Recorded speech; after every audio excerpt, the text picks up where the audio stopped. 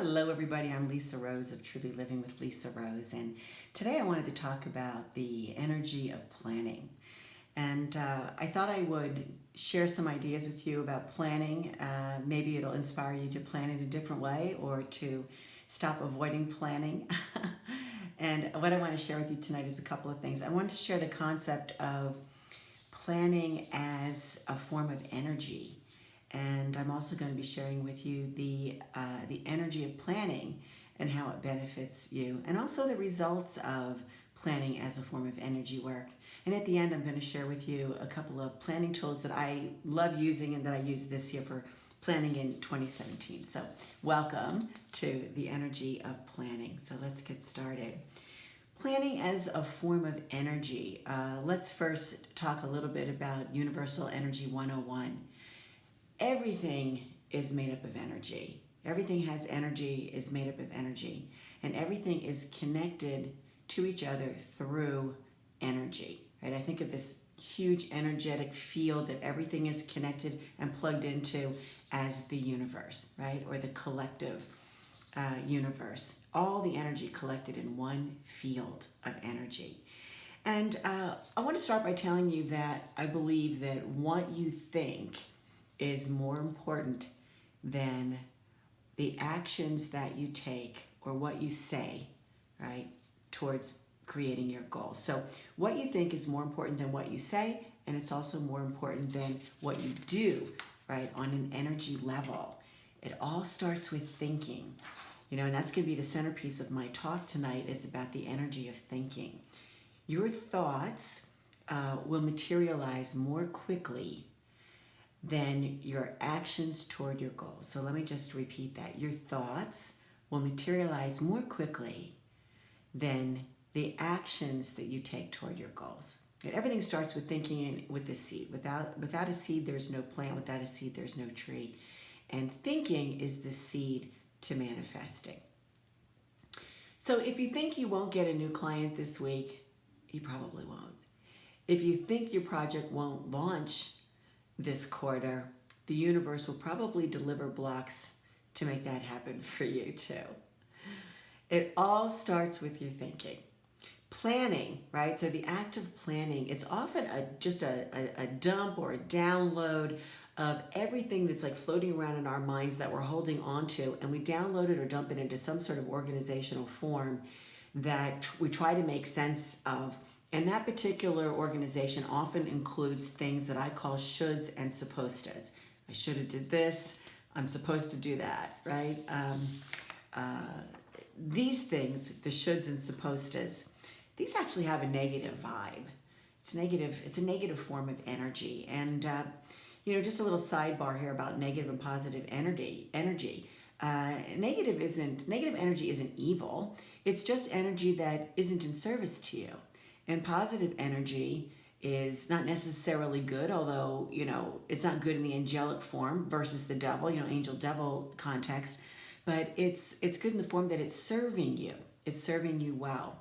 So when I'm talking about negative and positive energy, I'm talking about it in the context of serving you, not in the context of good and evil. So talking about planning, I'm not talking about traditional planning, right? I suggest you just throw that out the window. First, right, traditional goal setting, what you do is you end up creating a list of items that if you accomplish them, when and if you accomplish them, you get to receive whatever feeling it was that you were going after, because it all starts with a feeling, right? So if and when you get it, you might feel something. You might feel it for a second, you might feel it for 10 minutes, you might feel it for a couple of days, you might even feel it for a week or a month. But eventually what will happen is you'll move on. You'll whack that from your to-do list or your planning list, and you'll move on to the next thing. Again, seeking and searching the next thing you want to feel. And I'm a big fan of the desire map, Danielle Laporte's work. It's her concept that traditional goal setting isn't working, and instead we really need to excavate our feelings so that we understand what we desire. And once you understand what your desires are, and you can equate feelings with those desires, you can begin to plan around what it is that you want to bring more of into your life instantly by going after the feeling, the thing that makes you feel the way that you want to feel.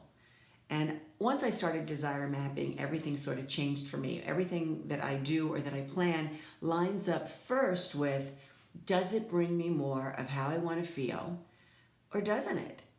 And very quickly, the yeses and the nos line up when you constantly are checking into, is this bringing me what I want? You know, not necessarily in material sense. Eventually that comes later, because when you feel good and you're going after the things that you're feeling that bring you joy, yeah, you're probably going to be successful in those realms. So beyond that, I usually start with desire mapping, but beyond that, what is happening energetically in the planning process is amazing. It's just amazing. It's what I love about it. Now I'm a big planner. It's probably my favorite time of the year, and I usually do my planning in January, both for life and for my business too. So, and that's what I want to share with you today, is the energy of planning. So it's the process of planning when you're wide open to wonder and possibility, right? You're wide open. And when you're wide open, you're connected to that energetic field, right? That collection of energy that is the universe. You're engaged with it. And the universe is listening for instructions from your desires, right? So you got to kind of wrap your head around that a little bit. But once you do, you'll find out that it works beautifully. Need to make some time and space and a place for you to be able to open yourself up wide to wonder and plan. Just plan, not schedule, right? That's different. Scheduling is different, right? Goal setting is different. Those are also important. But I'm talking about the energy of going through the process of planning. And it's a game changer. So the energy of planning, right? How does this work? Well, by projecting your energy with thoughts created during the planning, right? This is how you are involving energy, because thoughts are energy, right? So let me give you a really simplistic example. I can't really put a big pile of love here on the desk for you because it's an intangible, right? You won't be able to see it. However, I can project love to you from my heart space so that you can feel it, right? That's where this I feel the love is coming from. We can feel it. And guess what? So can the universe, right? So when you're thinking and feeling love, or your intention is to project love out, it's not only received by people who can feel it, but it's also received by the universe that can feel it. So that's how it works, right? And replace love with thinking. Whatever it is that you're thinking, the thoughts that you have, the feelings that you have about the thoughts, right? The desires that you have. What you feel about what you're thinking during the planning process, this is received by the universe as energetic instructions, right? So think about that for a moment. What you feel about what you're thinking during the planning process is being received by the universe as energetic instructions. And the universe will deliver to you exactly what it is that you're thinking, with one exception. If it's not in your highest and best good, right? Or maybe you're not quite ready for it, and then it puts it off for a little bit. But generally, you will get what it is that you're thinking. Not necessarily what you're saying, not what you're writing, what you're talking about. Maybe not even the actions that you're taking towards your goals, trying to manifest or trying to accomplish. It's what you're thinking and feeling about it. So you have to pay good attention to that, because that's the energy that goes out. And we're talking about the energetic level of planning, the energy of planning. It's like ordering a burger at a restaurant. I'm going to have my burger. I'm going to have it medium. I'm going to have, I'll have ketchup and onions and, lettuce wrap. That's what you're going to get. And that'll start with the thought process before you even opened your mouth to place the order. So, for example, if you love to argue, do you love to argue? If you love to argue, the universe will bring you more arguments. If you love to help your clients, the universe will bring you more ways to help your clients. If you worry about money, the universe will deliver lots of different ways for you to continue to worry about money, right? So what you think about is what will be delivered to you. But something else happens too here when you're doing your planning. There's a great connected to the universe that becomes like a brainstorming session, right? That is outside of the realm of just the thinking mode, right? You are connected, you're plugged into that universal field of energy, and the brainstorming is not only taking place in your mind as you're planning, but it's taking place between you and the energetic field and everything that's in it. And what happens is, right in the planning process, you may find that you begin to download ideas, great ideas, solutions, maybe to issues or problems. You might even see a bigger picture than the one that you were envisioning for yourself. And that's one of the great benefits of thinking about planning as a process of working with energy. The benefit, right? So it's in the process of planning, when you're thinking and when you're feeling and when you're wondering, that the universe gets its signals to help you, right? And it starts the process of possibility, of magic, or it seemingly is happening, right? And manifesting. And this is why it's so important to take the time and the space and the energy to plan. And so in the planning process, right, you think, begins with thinking, you feel, you wonder, then you organize your thoughts, and then you begin to create steps toward reaching your desires. And that energy is projected out into the universe like an order. You know, you're sending instructions. And the most important step in planning is also the most important step in manifesting. And that is to leave wide open spaces in your plans, or in your planning, and also in your schedule, right? So you're gonna leave wide open spaces in your planning and particularly in your schedule. So it's like, what? Yes. Do not overplan, do not overschedule. And here's why. Because often, very often, the universe has something better in mind for you than you had for yourself. And that's going to be based on the feelings and the thinking that you're projecting. And the universe will just drop it right into your lap. Because the universe doesn't schedule an appointment to talk to you about these things. It just helps you manifest and drops it in as an opportunity. I like to call it magic, or as possibility. So you need to be able to say yes to the opportunities delivered to you seemingly out of nowhere, that sort of drop into your lap, because that's oftentimes how it works. And it can be the whole big project, or it can just be baby steps, that open the doors that you can continue to go through in order to be able to manifest what it is that you want to manifest. The point is, you need the space and the time, literal time, to be able to say yes when it materializes for you. It's not always the whole thing, right? But oftentimes it can be. So the absolute worst thing that can possibly happen here is the universe delivers that manifestation to you, the thing that you've been wanting, the thing that you've been dreaming about, the thing you've been hoping for. And you say, that's exactly what I've been waiting for. I can't believe it's here. It came, it came way quicker than I thought it was going to come. But I wish I could jump all over it. And I can't, because I'm just packed to the gills. I don't have any time in my schedule. And so you pass. The other thing is, wow, here it is. Let me see if I can squeeze that in. Neither one of those are a yes. And you need to be able to say yes, because that also goes out on an energetic level. It strengthens your ability to manifest. And when you keep passing it by, it weakens your ability to manifest.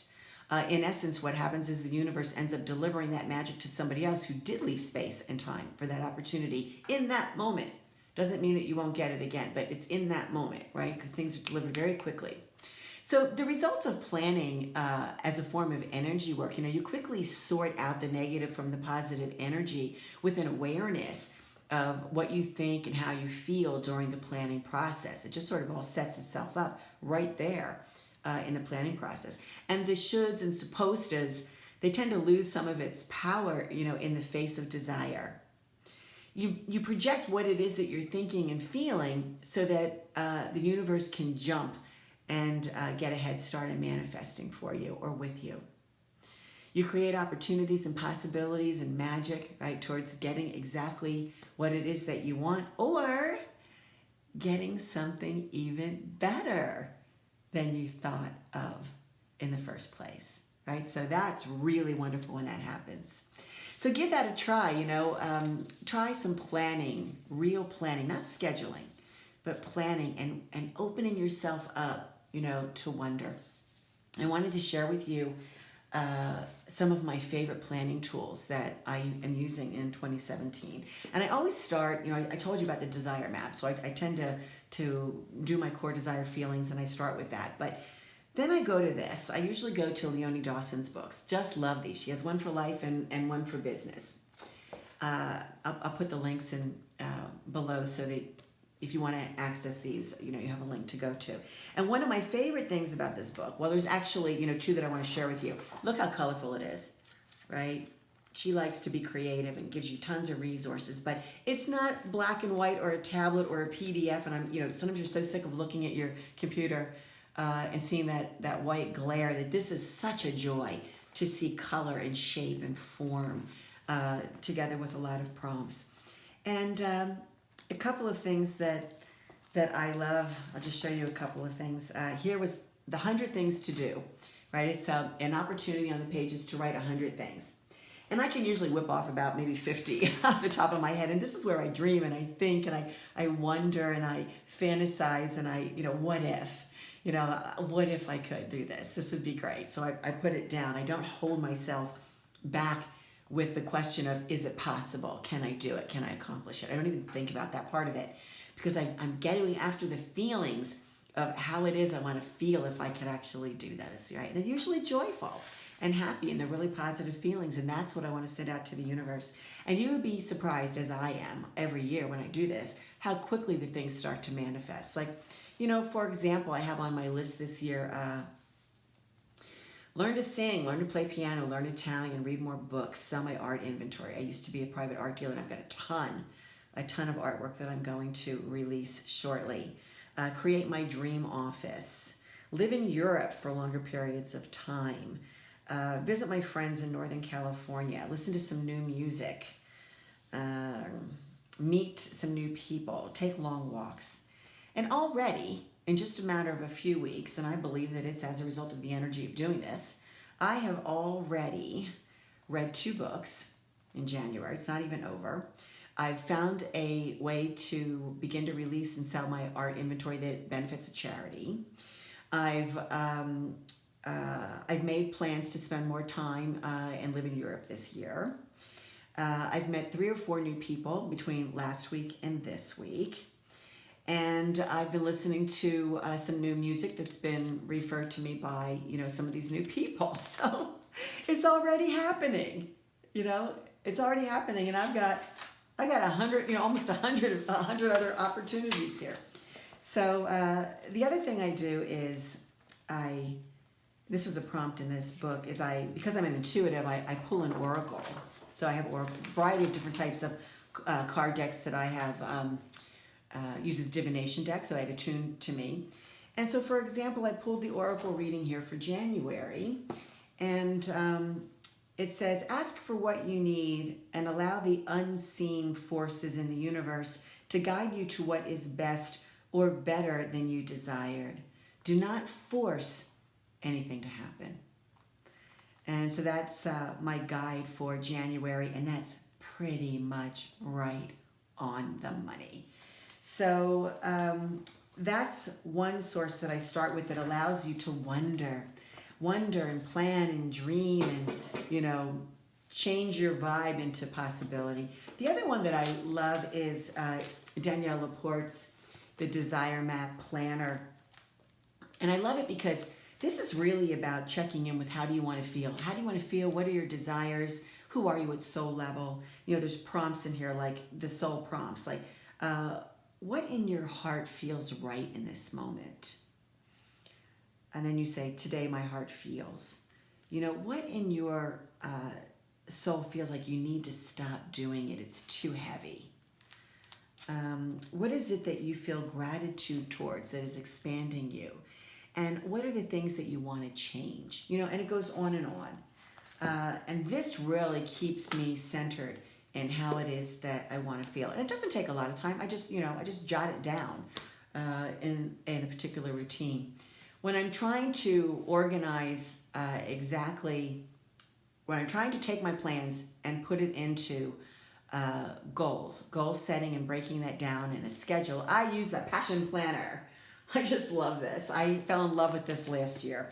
And I love it that it goes from 6 a.m. in the morning till 10:30 at night, because I'm a vampire and I'm usually working noon till midnight or beyond, and it has room for me. So this is the place that I can, you know, put in all the schedule stuff, have some notes, write my work list, my most important things, my focuses for the week, good things that happened. So it's a combination of organizing your plans into actionable steps and goals, and then actually starting to manifest it by taking actionable steps forward.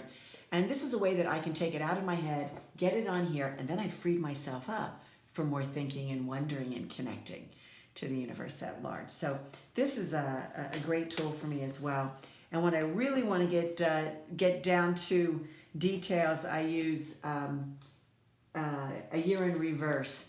It's where you take your yearly goals, break them down into quarterly, monthly, weekly, right, and then daily actionable steps. But it's a great place to do a workout, to figure out what's working, you know, and what's not working that week. Do you really have time for it all? And so there it is. Those are all of my favorite planning tools for 2017. That's my overview of the energy of planning and how I like to do it. And I hope I was able to inspire you here today and maybe help you feel like planning can be fun and expansive, you know, and get you to tap into some wide wonder. Thanks for watching. I appreciate your being here. Bye-bye.